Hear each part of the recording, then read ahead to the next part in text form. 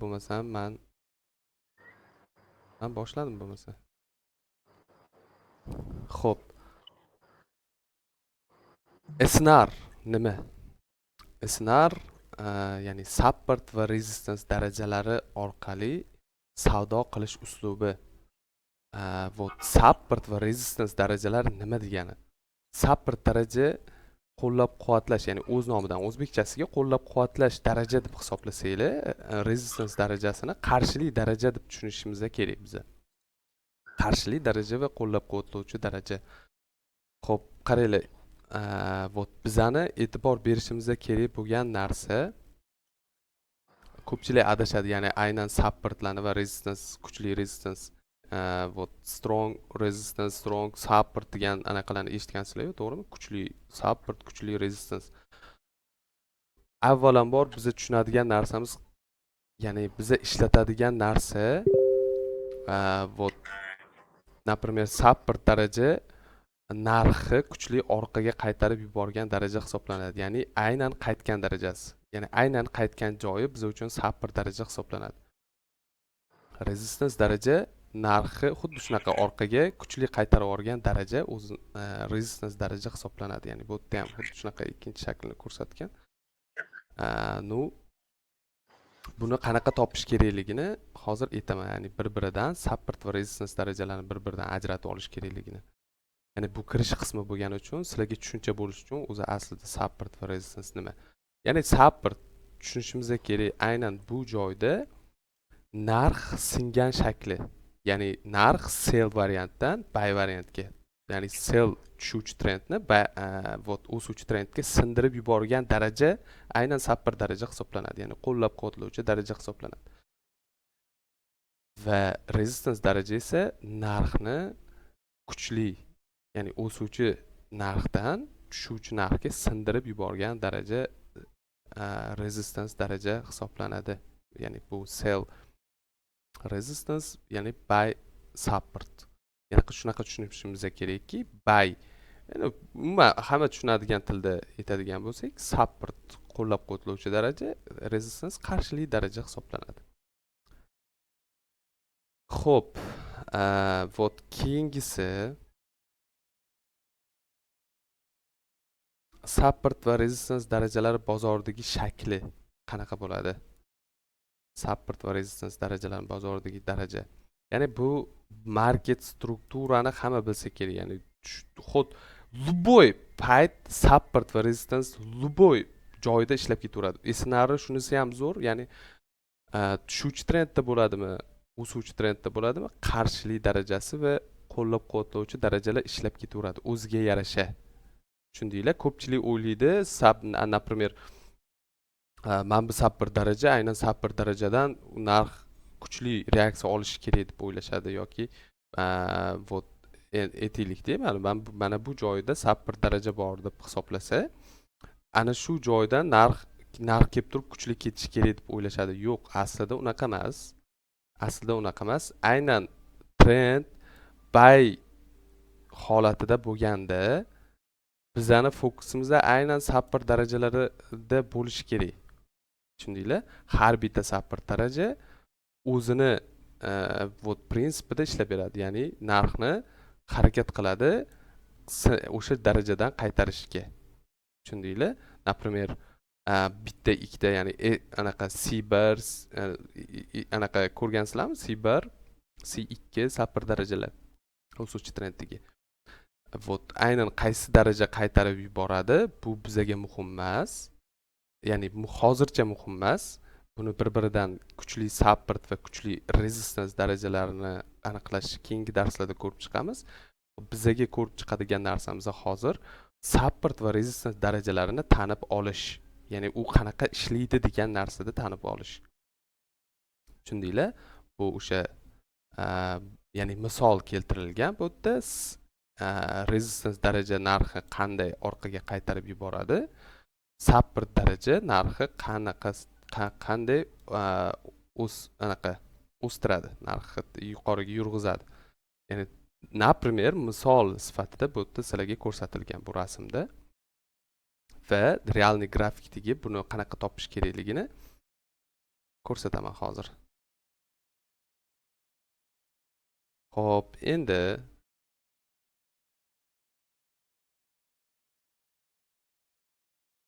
xo'p, breakout degan narsa bor esinglarda. Ya'ni narx qo'llab-quvvatlovchi darajasi buzilishi.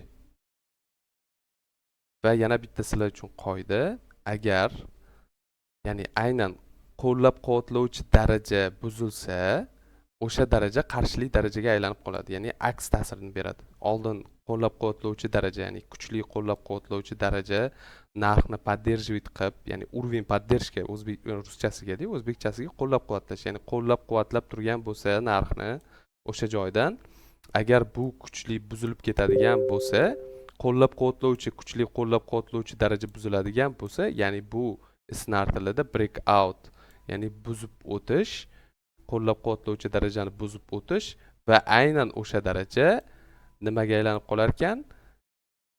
Resistance darajaga, qarshilik darajaga aylanib qolar ekan. Aynan o'sha daraja endi oldin bayga qaytargan bo'lsa, keyin narxni sellga qaytarish uni vazifasi. Bu botda ham xuddi shunaqa. Ya'ni botda R blokda, endi men S blokda ko'rsatdim, endi R blokda ham xuddi shunaqa. R blok degani o'sha resistance bloki, ya'ni leveli, resistance leveli narxni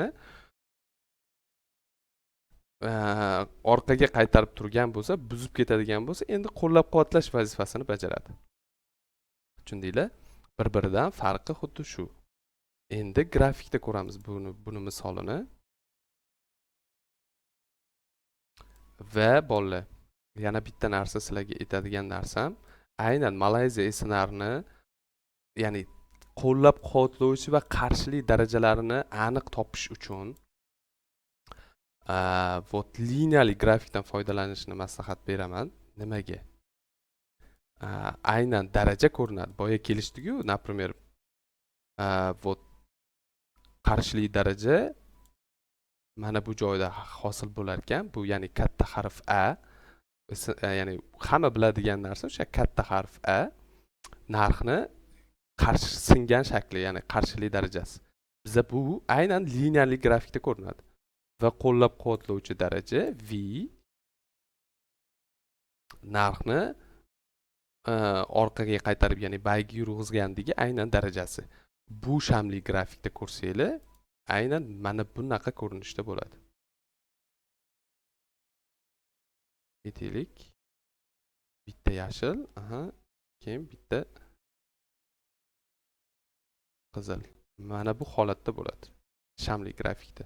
Ko'pchilik adashadi, например, aytaylik, mana bitta shpilkalar bor-da. Tushundinglar? Liniyali grafikda ko'rinishi xuddi shunaqa bo'ladi, ya'ni resistance darajasi, ya'ni level xuddi shunaqa. Xo'p, bu qarshilik daraja, narxni orqaga yurg'izib yuborgan daraja hisoblanadi. Xo'p, endi вот anaqa qo'llab-quvvatlovchi darajada shamli grafikda xuddi shunaqa ko'rinishda bo'ladi. Например, keyingisi yashil. Mana shunaqa ko'rinishda bo'ladi. Tushundinglar? Bu yerda, например, soyalari bor. Xuddi shunaqa shakl, aynan sapir daraja, resistance daraja xuddi shunaqa hosil bo'ladi. Va men sizlarga aytganim, nima uchun biz liniyali grafikda support va resistance darajalarini topishimiz kerak. Ya'ni bizga aynan osonlashtirib beradi levellarni aniqlashga. Tushundinglar? Например, qaranglar. Men ketdim, topib ketaveraman support levellarni. Ketdi, aytaylik, например, mana bu joy. Mana bu joy support daraja. Вот mana bu joy kuchli support daraja. Вот nima uchun? Nima uchun mana bu daraja emas, bu daraja? Chunki aynan bu daraja narxni kuchli mana bu yurishga olib kelgan. Mana bu yurishga narxni aynan singan joyi, mana aynan singan joyi shu joyga to'g'ri kelyapti, to'g'rimi?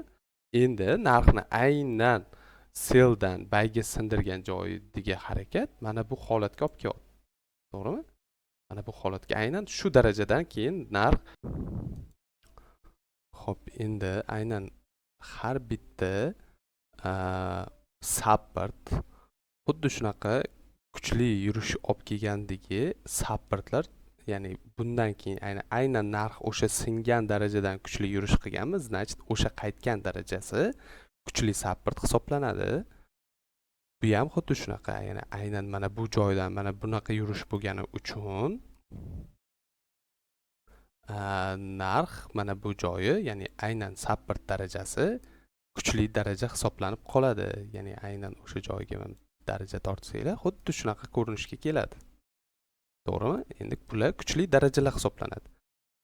Endi bularni kuchli narxni, endi kuchli narxni qaytargan darajalari qarshili darajaga aylanib qoladi. Ya'ni aynan qarshili daraja xuddi shunaqa belgilab qo'yasizlar. Ya'ni xuddi mana bu qizil chiziqlar o'zini qarshili darajalarini breakout qildimi, значит bu kuchli support, bular qarshili darajasini breakout qilingan qarshili darajalar hisoblanadi. Ya'ni resistance darajalar hisoblanadi mana bu darajalar. Mana bu darajalar. Va mana bu darajalar qarshili daraja. Kuchli qarshili daraja deb tushunishimiz kerak. Mana bu darajalarni qarshili daraja deb tushunamiz. Tushundinglar?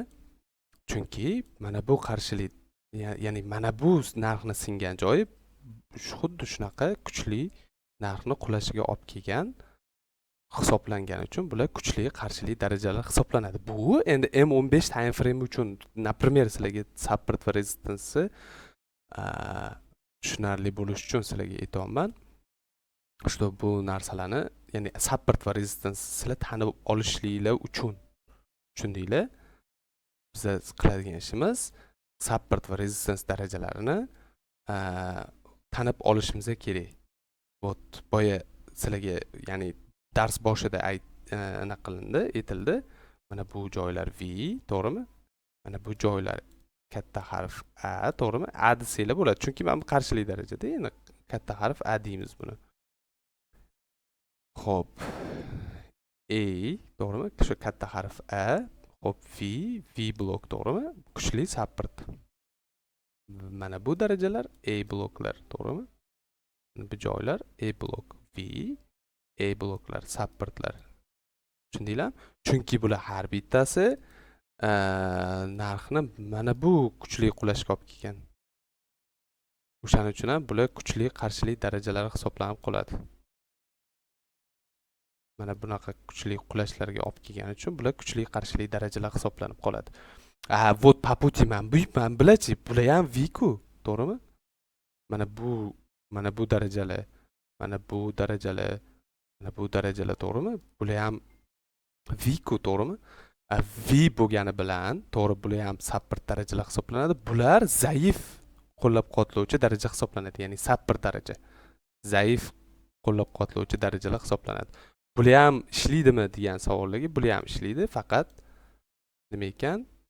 O'z nomi bilan zaif, ya'ni unchalik darajada ishonch berilmaydi bu qo'llab-quvvatlovchi va qarshilik darajalariga.